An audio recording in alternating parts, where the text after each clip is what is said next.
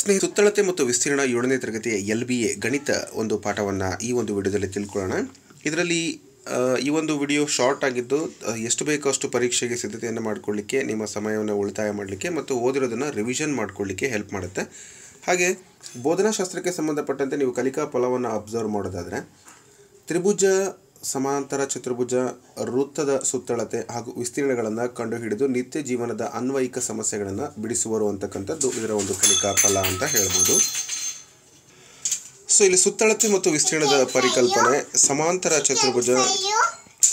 ಚತುರ್ಭುಜಗಳು ಮತ್ತು ಸುತ್ತಳತೆ ಹಾಗೂ ವಿಸ್ತೀರ್ಣಗಳು, ವೃತ್ತದ ಒಂದು ಸುತ್ತಳತೆ ಮತ್ತು ವಿಸ್ತೀರ್ಣ. ಸುತ್ತಳತೆ ಅಂದರೆ ಪರಿಧಿ. ಸೊ ಇಷ್ಟನ್ನು ಮಕ್ಕಳು ಕಂಡುಹಿಡಿತಾರೆ ಅಂತಕ್ಕಂಥದ್ದು. ಸೊ ಸಿಂಪಲ್ ಅಂದರೂ ಕೂಡ ಕೆಲವೊಂದು ಪ್ರಶ್ನೆಗಳನ್ನು ಇಲ್ಲಿ ನಾವು ಆ ಪರೀಕ್ಷೆಯಲ್ಲಿ ಆನ್ಸರ್ ಮಾಡೋದನ್ನು ಮರಿತೀವಿ. ಹಾಗಾಗಿ ಈ ಒಂದು ಪ್ರಶ್ನೆಗಳನ್ನು ಸರಿಯಾಗಿ ನೋಡಿಕೊಳ್ಳೋಣ. ಸೊ ಮೊದಲನೇ ಪ್ರಶ್ನೆ ಈ ರೀತಿ ಇದೆ: ಸಮಾಂತರ ಚತುರ್ಭುಜದಲ್ಲಿನ ಬಾಹುಗಳ ಸಂಖ್ಯೆ. ಸೊ ಚತುರ್ಭುಜ ಅಂದ ತಕ್ಷಣ ನಿಮ್ಗೆ ಗೊತ್ತಾಗುತ್ತೆ. ಸೊ ಅದು ಅಂದರೆ 4 ಬಾಹುಗಳನ್ನು ಹೊಂದಿದೆ. ಚತುರ್ಭುಜ ಅಂತಕ್ಕಂಥದ್ದು 4 ಬಾಹುಗಳನ್ನು ಹೊಂದಿದೆ. ಸೊ ಸಮಾಂತರ ಚತುರ್ಭುಜ. ಇನ್ನು ನೆಕ್ಸ್ಟ್ ಬಂದು ಒಂದು ತ್ರಿಭುಜದ ಯಾವುದಾದ್ರೂ ಒಂದು ಶೃಂಗದಿಂದ ಅದರ ಅಭಿಮುಖ ಬಾಹುವಿಗೆ ಎಳೆದ ಲಂಬ ರೇಖೆ ಅಂತ ಕೇಳಿದ್ದಾರೆ. ಸೊ ಒಂದು ತ್ರಿಭುಜ ಅಂತ ನೀವು ಹಾಕ್ಕೊಂಡ್ರೆ ಅದರ ಒಂದು ಅಭಿಮುಖ ಬಾಹುವಿನಿಂದ ಒಂದು ಲಂಬವನ್ನು ನಾವು ಹೇಳಿದ್ರೆ ಅದರ ಒಂದು ಎತ್ತರ ಅಂತ ನಾವು ಕರಿತೀವಿ. ಸೊ ಹಾಗಾಗಿ ಸರಿಯಾದ ಉತ್ತರ ಆಪ್ಷನ್ ಬಿ, ಎತ್ತರ. ಸೊ ತ್ರಿಭುಜದ ಎತ್ತರ ಅಂದರೆ ಏನು? ನಿಮಗೆ ಈ ರೀತಿ ಕೇಳ್ಬೋದು. ತ್ರಿಭುಜಕ್ಕೆ ಸಂಬಂಧಪಟ್ಟಂಥ ಲಕ್ಷಣಗಳನ್ನು ಕೊಟ್ಟು ಇದರಲ್ಲಿ ಯಾವುದು ಸರಿ ಯಾವುದು ತಪ್ಪು ಅಂತಕ್ಕಂಥ ಹೇಳಿಕೆಗಳನ್ನು ಕೇಳ್ತಾರೆ. ಬಟ್ ಡೀಟೇಲ್ ಆಗಿ ನಿಮಗೆ ಬೇಸಿಕ್ ಗೊತ್ತಿದ್ದರೆ ಖಂಡಿತ ಸರಿಯಾಗಿ ಉತ್ತರವನ್ನು ನೀವು ಬರೀತೀರಾ. ಇನ್ನು ಪೈನ ಅಂದಾಜು ಬೆಲೆ. ಇದನ್ನು ನಾವು ಪೈನ ಅಂದಾಜು ಬೆಲೆ ಅಂತ ಹೇಳಿದರೆ ನಾವು 22/7 ಅಂತೀವಿ. ಇದನ್ನು ನಾವು ಕ್ಯಾನ್ಸಲ್ ಮಾಡಿದರೆ 3.14 ಬರುತ್ತೆ. ಅಂದರೆ ನಾವು ಅದನ್ನು ಸಿಂಪ್ಲಿಫಿಕೇಶನ್ ಮಾಡಿದರೆ 3.14 ಬರುತ್ತೆ. ಇನ್ನು ವೃತ್ತಾಕಾರ ವಲಯದ ಸುತ್ತಲಿನ ದೂರ ಅಂತ ಕೇಳಿದ್ದಾರೆ. ಇದೊಂದು ವೃತ್ತ ಅಂತ ಹೇಳಿ ನಾವು ಕನ್ಸಿಡರ್ ಮಾಡಿಕೊಂಡ್ರೆ ಇದೇನಿದೆ ಬಾರ್ಡರ್ ಏನಿದೆಯಲ್ಲ ಇದನ್ನು ನಾವೇನಂತ ಕರಿತೀವಿ? ಪರಿಧಿ ಅಂತ ಕರಿತೀವಿ. ಸೊ ಆಪ್ಷನ್ ಬಿ ನಲ್ಲಿ ಆ ಉತ್ತರ. ಇನ್ನೊಂದು ಪ್ರಶ್ನೆ: ವೃತ್ತದ ವ್ಯಾಸಕ್ಕೂ ಮತ್ತು ತ್ರಿಜ್ಯಕ್ಕೂ ಇರುವ ಸಂಬಂಧ ಕೇಳಿದ್ದಾರೆ. ಸೊ ಇಲ್ಲಿ ಇದೊಂದು ವೃತ್ತ ಅಂತ ನಾವು ಕನ್ಸಿಡರ್ ಮಾಡಿದರೆ ಇಲ್ಲಿ ನೋಡ್ತಾ ಇದ್ದೀರಾ, ಇದೊಂದು ತ್ರಿಜ್ಯ, ಈ ಕಡೆ ಬಂದರೆ ಇದು ವ್ಯಾಸ ಆಗಿರುತ್ತೆ. ಸೊ ಇದು ವ್ಯಾಸ. ಈ ವ್ಯಾಸ ಏನಿದೆಯಲ್ಲ, ಈ ತ್ರಿಜ್ಯ 5 ಸೆಂಟಿಮೀಟರ್ ಇದ್ದರೆ ವ್ಯಾಸ ಬಂದು ಎಷ್ಟಿರುತ್ತೆ ಅಂದರೆ 10 ಸೆಂಟಿಮೀಟ್ರು ಇರುತ್ತೆ. ಹಾಗಾಗಿ ಈ ವೃತ್ತದ ವ್ಯಾಸಕ್ಕೂ ಮತ್ತು ತ್ರಿಜ್ಯಕ್ಕೂ ಇರುವ ಸಂಬಂಧವನ್ನು ನಾವು ನೋಡೋದಾದರೆ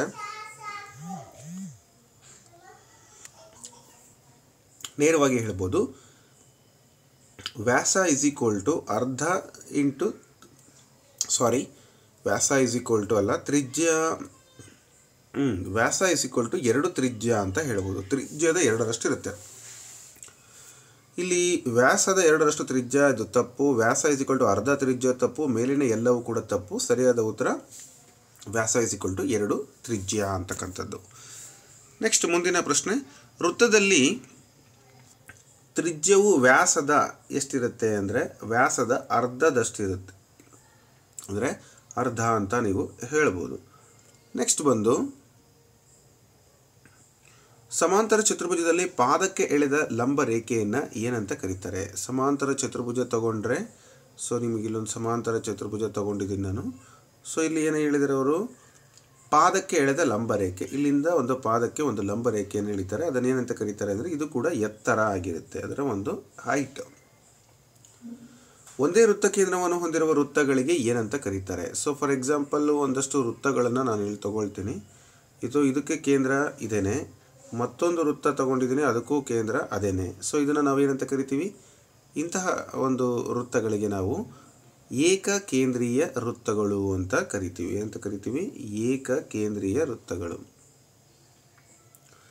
ನೆಕ್ಸ್ಟು ವ್ಯಾಸವು ವೃತ್ತದ ಅತ್ಯಂತ ದೊಡ್ಡ ಏನಾಗಿರುತ್ತೆ?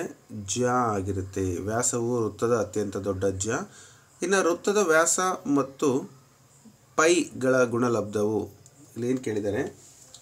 ವೃತ್ತದ ವ್ಯಾಸ ಮತ್ತು ಪೈಗಳ ಗುಣಲಬ್ಧವು ವೃತ್ತದ ಡ್ಯಾಶ್ ಆಗಿರುತ್ತದೆ.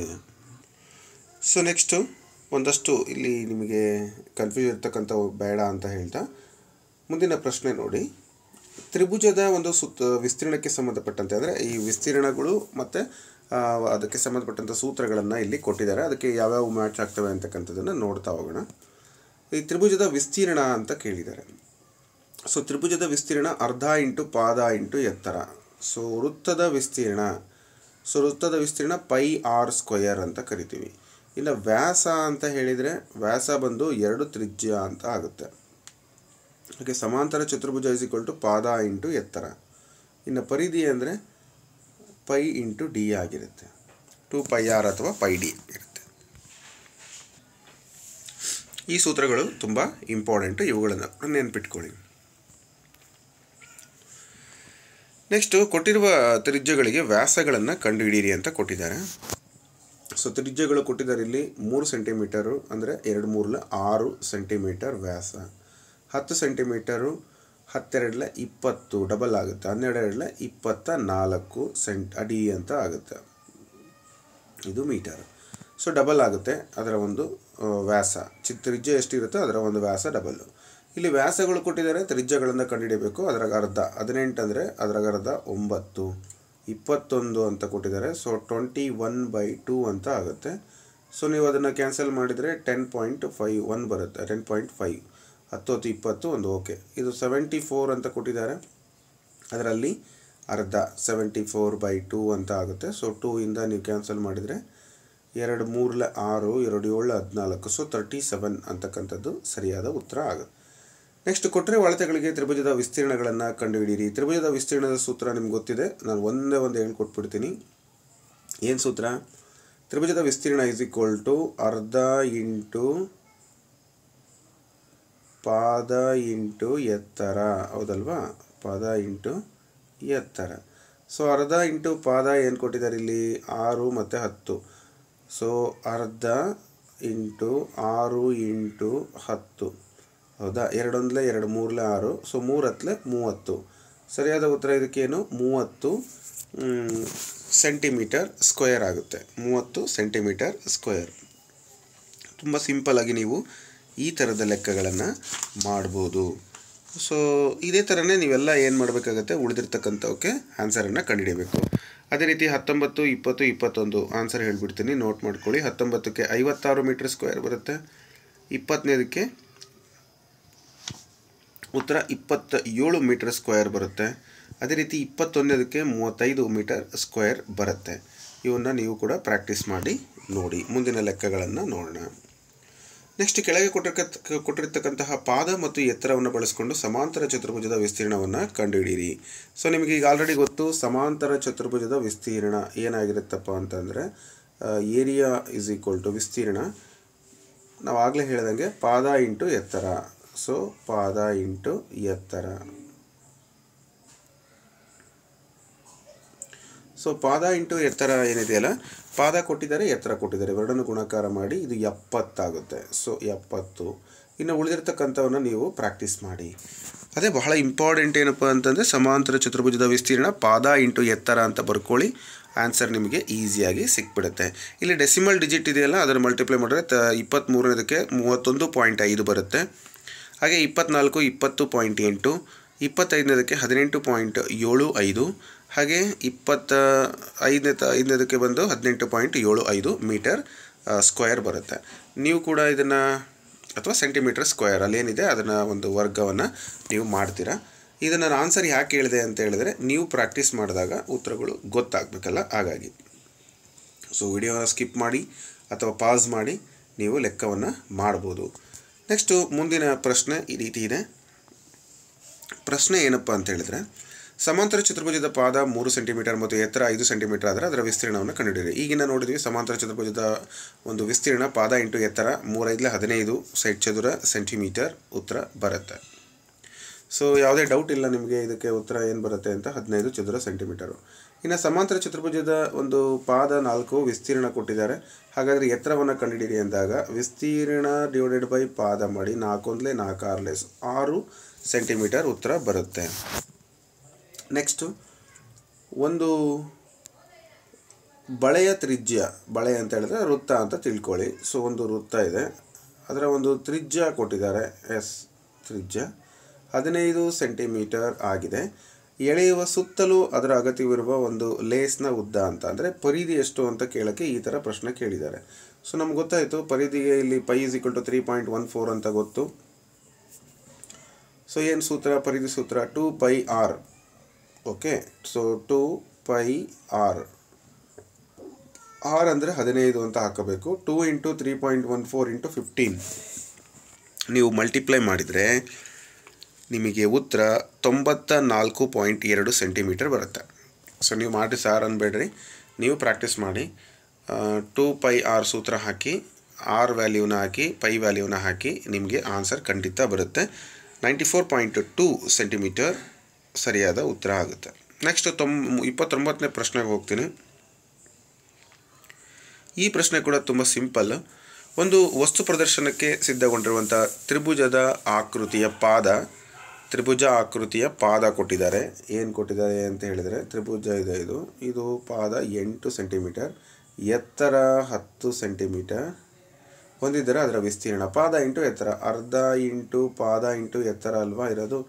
ಸೊ ಪಾದ ಇಂಟು ಎತ್ತರ ಹೆಂಗಾದರೂ ಬರ್ಕೊಳ್ಳಿ, 2 1 2 4, ಸೊ 40 ಚದುರ ಸೆಂಟಿಮೀಟರ್ ಅಥವಾ 40 ಸೆಂಟಿಮೀಟರ್ ಸ್ಕ್ವೇರ್ ಬರುತ್ತೆ. ಓಕೆ, ಇಷ್ಟೇ ಸಿಂಪಲ್ ಆದಂಥ ಉತ್ತರವನ್ನು ನೀವು ಕಂಡುಹಿಡಿಬೋದು. ಇನ್ನು 30ನೇ ಪ್ರಶ್ನೆ ನೋಡಿ. 3 ಸೆಂಟಿಮೀಟರ್ ಮತ್ತು 6 ಸೆಂಟಿಮೀಟರ್ ತ್ರಿಜ್ಯವಿರುವ ಏಕಕೇಂದ್ರೀಯ ವೃತ್ತಗಳನ್ನು ರಚಿಸಿ. ಹೇಗೆ ರಚಿಸ್ತೀರಾ? ಒಂದು ಕೇಂದ್ರವನ್ನು ಇಟ್ಕೊಳ್ಳಿ ಮೊದಲು, ಆ ನಂತರ ಅದರಲ್ಲಿ 3 ಸೆಂಟಿಮೀಟರ್ದೊಂದು ತ್ರಿಜ್ಯ ಇಟ್ಕೊಂಡು ಒಂದು ವೃತ್ತ ರಚನೆ ಮಾಡಿ. ಅದೇ ರೀತಿ ಮತ್ತೊಂದು 6 ಸೆಂಟಿಮೀಟರ್ ಇಟ್ಕೊಂಡು ಒಂದು ವೃತ್ತವನ್ನು ರಚನೆ ಮಾಡಿ, ಅಷ್ಟೇ. ನೆಕ್ಸ್ಟ್ ರೈತರ ಪ್ರಶ್ನೆ ಬಂದಿದೆ ಇಲ್ಲಿ. ಒಬ್ಬ ರೈತ ತನ್ನ ಜಮೀನಿನ ಮಧ್ಯದಲ್ಲಿ 7 ಮೀಟರ್ ತ್ರಿಜ್ಯವಿರುವ ಹೂವಿನ ಪಾತಿಯನ್ನು ತೋಡುತ್ತಾನೆ. ಓಕೆ, ಗೊಬ್ಬರವನ್ನು ಕೊಂಡುಕೊಳ್ಳುವ ಅಗತ್ಯ ಅವನಿಗಿದೆ. ಅದರ ಚದುರ 1 kg ಗೊಬ್ಬರದ ಅವಶ್ಯಕತೆ ಇದೆ. ಹಾಗಾದರೆ ಹೂವಿನ ಪಾತಿಗೆ ಬೇಕಾಗುವ ಗೊಬ್ಬರದ ಪ್ರಮಾಣ ಎಷ್ಟು ಅಂತ, ಅಂದರೆ ಚದುರ ಮೀಟರ್ ಅಂತ ಕೊಟ್ಟಿದ್ದಾರೆ ಅಂದಾಗ ವಿಸ್ತೀರ್ಣವನ್ನು ಕಂಡುಹಿಡಿಬೇಕು ಅಂತ. 1 ಚದುರ ಮೀಟರ್ಗೆ 1 kg ಗೊಬ್ಬರ ಬೇಕಾದರೆ ಎಷ್ಟು ಚದುರ ಇದೆ ಅಂತಕ್ಕಂಥದ್ದನ್ನು ನಾವು ಕಂಡುಹಿಡಿಬೇಕು. ಈ ಹೂವಿನ ಪಾತಿ ವೃತ್ತಾಕಾರದಲ್ಲಿರೋದ್ರಿಂದ ವೃತ್ತದ ವಿಸ್ತೀರ್ಣದ ಸೂತ್ರ ಕಂಡುಹಿಡಿಯಬೇಕು. ಇದು 7 ಸೆಂಟಿಮೀಟರ್ ಕೊಟ್ಟಿದ್ದಾರೆ. ಸೊ ವೃತ್ತದ ವಿಸ್ತೀರ್ಣ ಬಂದು 2πr² ಅಲ್ವಾ? S, πr². ಪೈ ಅಂದರೆ ಏನು? 22/7. ಓಕೆ, ಇಂಟು r² ಅಂದರೆ 7 × 7 ಆಗುತ್ತೆ. ಅದರಲ್ಲಿ 1 7, ಈ 7 ಕ್ಯಾನ್ಸಲ್ ಆಗುತ್ತೆ. 22 × 7 ಅಂತ ಆಗುತ್ತೆ. ಸೊ 22 × 7 ಅಂತ ನೀವು ಕ್ಯಾಲ್ಕುಲೇಷನ್ ಮಾಡಿದರೆ ನಿಮಗೆ ಆನ್ಸರ್ ಬರುತ್ತೆ. ತುಂಬ ಈಸಿಯಾಗಿ ಮಾಡ್ಬೋದು. ಎಷ್ಟು ಬರುತ್ತೆ? ಮೊದಲು ಅವರು ಏನು ಕೊಟ್ಟಿದ್ದಾರೆ ನೋಡಿ, ಹೂವಿನ ಒಂದು 7 ಸೆಂಟಿಮೀಟರ್ ತ್ರಿಜ್ಯ ಇದೆ. ಓಕೆ, ಸರಿ ಇದೆ. ನಿಮಗೆ ಆ ಒಂದು ಆನ್ಸರ್ ಬಂದು 24.5 ಬರುತ್ತೆ. Okay, so 24.5. ಸೊ ಅಲ್ಲಿ ಆ ಒಂದು ಬಂದಿರುವಂಥ ಉತ್ತರಕ್ಕೆ 1 kgಯನ್ನು ನೀವೇನು ಮಾಡಬೇಕಾಗತ್ತೆ, 1 ಗುಣಾಕಾರ ಮಾಡಿದರೆ ಉತ್ತರ ನಿಮಗೆ ಸಿಗುತ್ತೆ. ಓಕೆ, ಅಂದರೆ ಚದುರ ಮೀಟರ್ ಅಂತ ಕೊಟ್ಟಿರೋದ್ರಿಂದ ಅದಕ್ಕೆ ಏನಿದೆ ಆ ಒಂದು ಗೊಬ್ಬರದ ಪ್ರಮಾಣವನ್ನು ನೀವು ಕಂಡುಹಿಡಿಬೋದು. ನೆಕ್ಸ್ಟ್ ಒಂದು ವೃತ್ತಾಕಾರದ ಉದ್ಯಾನವನ ಕೊಟ್ಟಿದ್ದಾರೆ. ಉದ್ಯಾನವನದ ಒಂದು ವಿಸ್ತೀರ್ಣ ಅವರೇ ಕೊಟ್ಬಿಟ್ಟಿದ್ದಾರೆ, 314 ಸೆಂಟಿಮೀಟರ್ ಸ್ಕ್ವೇರ್. ಉದ್ಯಾನವನ ಕೇಂದ್ರದಲ್ಲಿ ಕಾರಂಜಿಗೆ 12 ಮೀಟರ್ ತ್ರಿಜ್ಯದಷ್ಟು ವಿಸ್ತೀರ್ಣವನ್ನು ಆವರಿಸುತ್ತದೆ. ಕಾರಂಜಿಯು ಸಂಪೂರ್ಣವಾಗಿ ಉದ್ಯಾನವನವನ್ನು ತೊಯ್ಯಬಲ್ಲದೆ ಅಂತ ಕೊಟ್ಟಿದ್ದಾರೆ. 12 ಮೀಟ್ರ್ ಇದ್ದರೆ ಏನಾಗುತ್ತೆ, ಈಗ ಒಂದು ವೃತ್ತದಲ್ಲಿ 12 ಮೀಟರ್ ತ್ರಿಜ್ಯದಷ್ಟು ವಿಸ್ತೀರ್ಣವನ್ನು ಅದು ಕವರ್ ಮಾಡುತ್ತೆ ಅಂತ ಕೊಟ್ಟಿದ್ದಾರೆ. ಇದರ ಒಂದು ವಿಸ್ತೀರ್ಣವನ್ನು ನೀವು ಕಂಡುಹಿಡಿಯಿರಿ. ಅದರ ವಿಸ್ತೀರ್ಣವನ್ನು ನೀವು ಕಂಡುಹಿಡಿದ್ರೆ ಏನು ಬರುತ್ತೆ? πr² ಅಲ್ವಾ? πr². ಪೈ ಅಂದರೆ 3.14 × 12 × 12 ಆಗುತ್ತೆ. ಸೊ 12 × 12 ನೀವು ಗುಣಾಕಾರ ಮಾಡಿದರೆ ನಿಮಗೆ ಆನ್ಸರ್ ಬಂದು 452 ಉತ್ತರ ಬರುತ್ತೆ. ಅಂದರೆ 452.16 ಮೀಟ್ರ್ ಬರುತ್ತೆ. ಸೊ ಹಾಗಾಗಿ ಅವರು ಕೇಳಿರೋದೇನಂತ ಪ್ರಶ್ನೆ, ನಿಮಗೆ ಕಾರಂಜಿಗೆ ಇರ್ತಕ್ಕಂಥದ್ದಕ್ಕೂ ಅಲ್ಲಿ ಉದ್ಯಾನವನದ ವಿಸ್ತೀರ್ಣಕ್ಕೂ ಕಂಪೇರ್ ಮಾಡಿದರೆ ಅದಕ್ಕಿಂತ ತುಂಬ ಜಾಸ್ತಿನೇ ಇದೆ. ಹಾಗಾಗಿ ದರ್ ಈಸ್ ನೋ ಇಶ್ಯೂ, ಅದು ಕವರ್ ಮಾಡುತ್ತೆ. ಅಂದರೆ ತೊಯ್ಯಬಲ್ಲದು, ಅಂದರೆ ಎಲ್ಲದಕ್ಕೂ ನೀರನ್ನು ಕಂಪ್ಲೀಟಾಗಿ ಕವರ್ ಮಾಡುತ್ತೆ ಅಂತ ಹೇಳ್ಬೋದು. ನೆಕ್ಸ್ಟ್, ಒಂದು ವೃತ್ತಾಕಾರದ ಹೂವಿನ ತೋಟವು 4 ಮೀಟರ್ ಅಗಲದ ಪಥದಿಂದ ಸುತ್ತುವರಿಯಲ್ಪಟ್ಟಿದೆ. ಓಕೆ, ಒಂದು ವೃತ್ತಾಕಾರದ ಹೂವಿನ ತೋಟ ಇದೆ. ಈ ವೃತ್ತವನ್ನು ತಗೊಳ್ತಾ ಇದ್ದೀನಿ. ಹೂವಿನ ತೋಟ 4 ಮೀಟರ್ ಅಗಲದ ಪಥದ ಸುತ್ತುವರಿಯಲ್ಪಟ್ಟಿದೆ. ಇಲ್ಲಿ 4 ಮೀಟರ್ ಅಗಲದ ಒಂದು ಪಥದಿಂದ ಸುತ್ತುವರಿಯಲ್ಪಟ್ಟಿದೆ. ಇಲ್ಲೊಂದು 4 ಮೀಟರ್ ಅಗಲ ಇದೆ ಅಂತ ತಿಳ್ಕೊಳ್ಳೋಣ. ಈ ಹೂವಿನ ತೋಟದ ವ್ಯಾಸ 66 ಮೀಟರ್ ಇದೆ. ಸೊ ಇಲ್ಲಿಂದ ಒಂದು ವ್ಯಾಸ ಅಂತ ನಾವು ತಗೊಂಡ್ರೆ 66 ಮೀಟರ್ ವ್ಯಾಸ ಪೂರ್ತಿ, ಹೌದಲ್ವಾ? ಸೊ ಆದರೆ ಈ ಪಥದ ವಿಸ್ತೀರ್ಣ ಎಷ್ಟು ಅಂತ ಕೇಳಿದ್ದಾರೆ. ಸೊ ಇಲ್ಲಿ ಹೂವಿನ ತೋಟದ ಒಂದು ಅದರ 66 ಅರ್ಧ ಬಂದು 33 ಆಗುತ್ತಿದ್ದು. 33 ಅಂತ ಹೇಳಿದರೆ ಆ ಕಡೆ ಬಂದು 4 ಮೀಟರ್ ಇದೆ. ಇದನ್ನು ನೀವು ಹೇಗೆ ಕಂಡುಹಿಡಿತೀರಾ?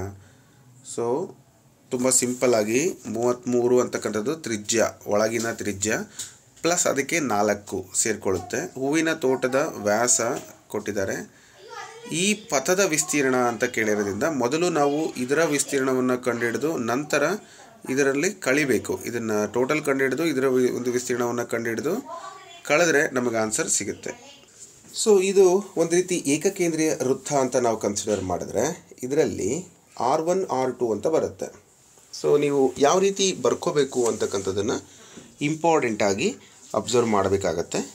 R1 R2 ಅಂತ ಹೇಗೆ ಬರ್ಕೊಳ್ಬೇಕು? R1 ಅಂತಕ್ಕಂಥದ್ದು ದೊಡ್ಡ ತ್ರಿಜ್ಯ, R2 ಅಂತಕ್ಕಂಥದ್ದು ಚಿಕ್ಕದು. ಅಲ್ಲಿ ನಾವು ಆಗಲೇ ಹೇಳಿದಂಗೆ ನಿಮ್ಗೆ ಇನ್ನೊಂದು ಸರಿ ತೋಟ ಇದು, ಅದರ ಸುತ್ತಲೂ ಬರ್ತಕ್ಕಂಥದ್ದು ಅದರ ಒಂದು ಪಾತಿ ಏನಿದೆಯಲ್ಲ ಅದು 4 ಮೀಟರ್ ಇದೆ. ಮೊದಲಿಗೆ ಬಂದು ಇದು ಏನು ಸ್ಟಾರ್ಟಿಂಗ್ ತ್ರಿಜ್ಯ ಇತ್ತು ಅದು 66 ವ್ಯಾಸ ಇರ್ತಕ್ಕಂಥದ್ದು, ಅದರಲ್ಲಿ ಅರ್ಧ 33 ಆಗುತ್ತೆ. ಅನಂತರ 4 ಆ್ಯಡ್ ಆದರೆ ಟೋಟಲ್ ಬಂದು 37 ಆಗುತ್ತೆ. ಈ 37 ಅಂತಕ್ಕಂಥದ್ದು ಏನಿದೆಯಲ್ಲ ಅದು R1, 33 R2 ಆಗುತ್ತೆ.